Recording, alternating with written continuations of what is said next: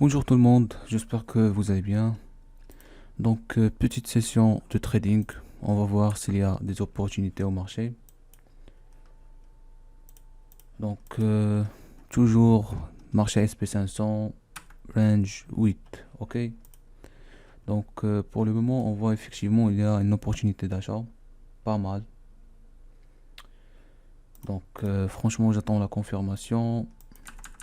Par contre, nous avons un passif seller 111 au niveau de 5632. Donc, j'attends un petit peu. Donc, ça a l'air qu'on sort vraiment du range. Alors, j'attends un petit peu. Déjà sur le carnet, on voit effectivement recharge. Voilà. Donc, je prends la décision d'achat. Mon stop, ce sera en bas du range. Donc, ça, c'est un trade rapide.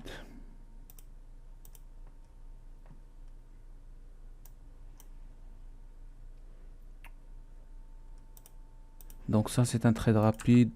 On a effectivement un passif. C'est la 160, 157. Mais les acheteurs sont agressifs. Les acheteurs sont agressifs. Je vais vous montrer ici. Regarde. Un acheteur agressif 140.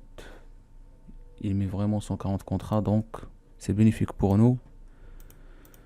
Donc, pour le moment, on est déjà à peu près au break-even. Un contrat, deux ticks en bas. Dans tous les cas, j'ai pris un contrat.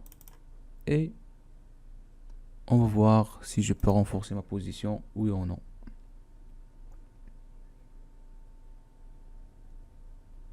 Donc, mon stop loss est auprès de 5628. Regarde ici, on a effectivement une absorption. Deuxième attaque des acheteurs. Et je renforce ma position, cette fois-ci avec un sweep level pas mal. 101 dans le déséquilibre, donc maintenant le déséquilibre disparaît. Mais je maintiens toujours la position. Donc je maintiens toujours la position. On prévoit une cassure plutôt sur ce range là. Donc c'est pas vraiment la fin des rotations.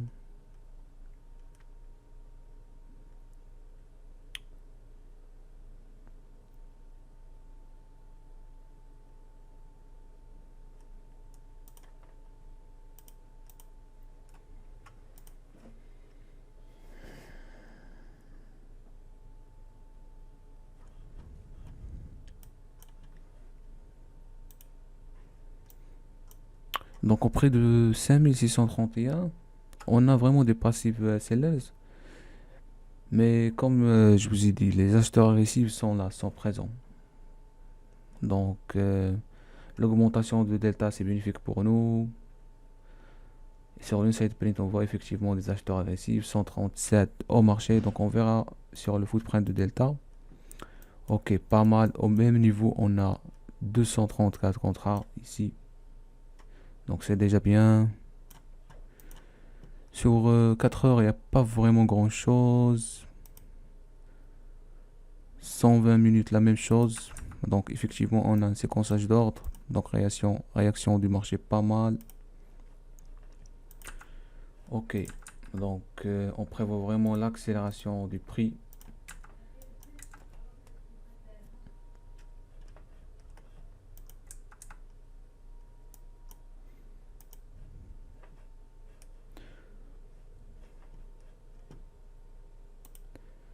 Donc on a un target c'est c'est à peu près, alors je vais cibler ça 5600 5636. Donc pour le moment on est bien. 550 $, c'est déjà bien. On approche au séquençage. Donc je maintiens toujours la position 124, 650 $, 700 et je flatte. Voilà. Je ferme la position à 700 $. Pas mal. On approche au séquençage d'ordre, réaction du marché.